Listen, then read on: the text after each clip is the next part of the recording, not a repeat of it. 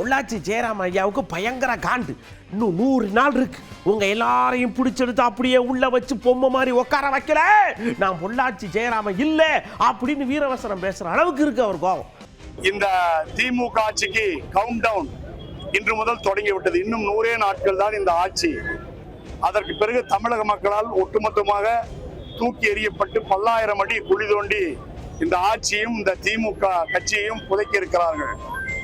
இன்றைய நிலையில பிஎல்ஓக்கள் booth level அதிகாரிகளை திமுக எப்படி கள்ள ஓட்டு போடுவதில் கைது இருந்தவர்களோ அதே போல மாநில அரசினுடைய அதிகாரிகளை வைத்து பிஎல்ஓக்களை கேப்சரிங் செய்து பிஎல்ஓக்களை தங்கள் விருப்பம் போல செயல்படுத்த திமுக முயற்சி செய்கிறது.